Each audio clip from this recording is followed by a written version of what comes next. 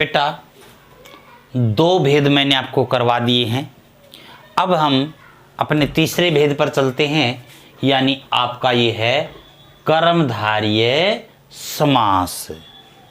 इसकी भी अपनी एक परिभाषा है, ध्यान से सुनना बेटा। जिस समस्त पद में विशेष्य और विशेषण, उपमेय में उपमान है, जिस समस्त पद में विशेष्य और विशेषण, उपमेय और उपमान का बोध होता है, पता चलता है, उसे हम क्या कहते हैं? कर्मधारय समास। बेटा इसमें आपकी देखिए, जैसे मैं एक शब्द लिखता हूं मुखचंदर, मुखचंदर। कई बार बच्चे पूछते हैं कि सर ये उपमेय और उपमान क्या होता है? मुख क्या है बेटा? मुख, और ये चंद्र अलग हो गया। मुख उपमेय है आपका, उपमेय, और ये चंद्र क्या है? उपमान। चंद्र क्या है? उपमान। मुख पर चंद्रमा का रूप आरोपित कर देना, मुख पर चंद्रमा का रूप आरोपित कर देना, यानी उपमेय में उपमान का रूप आरोपित कर देना, उसके समान उसकी तुलना करना, यानी यह कर्मधारय समास से कहलाता है। विभक्ति करने पर ज्यादातर जो शब्द का प्रयोग किया जाता है। तो अब देखिए बेटा, सबसे पहला उदाहरण ये देखिए, का पुरुष। का अर्थ है कायर, पुरुष व्यक्ति, यानी कायर है जो पुरुष, कायर है जो पुरुष।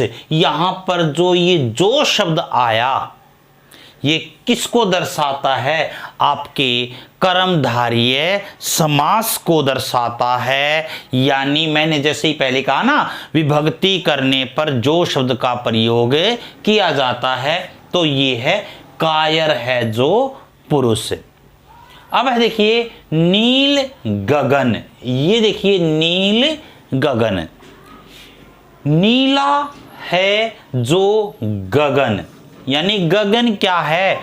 आसमान, आकाश। इसने फिर यहां पर जो शब्द का प्रयोग किया, यानी नीला है जो आकाश, नीला है जो गगन।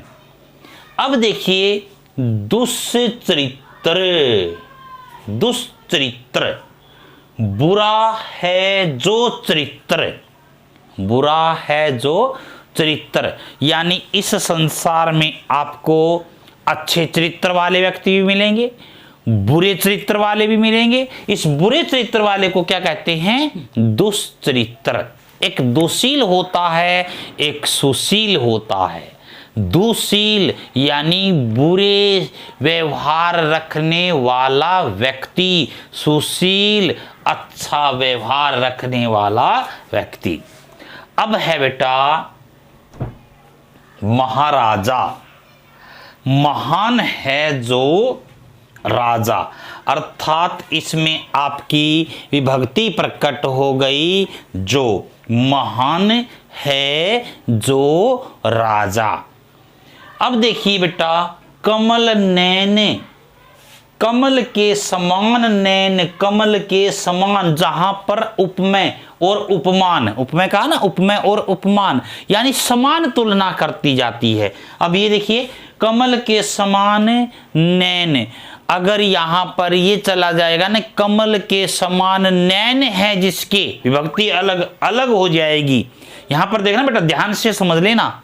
ऐसे में बहुब्रीहि समास भी चला जाता है, यानी अगर मैं ये कहूं कमल के समान नैन है जिसके, और ब्रैकेट में मैंने लिख दिया श्री रामचंद्र, तो वहां पर चला जाएगा आपका बहुब्रीहि समास। अन्यथा आपका समास कौन सा कहलाएगा? ये कौन सा? कर्मधारय समास। तो मैंने कहा है ना, कमल नैन, कमल के समान नैन।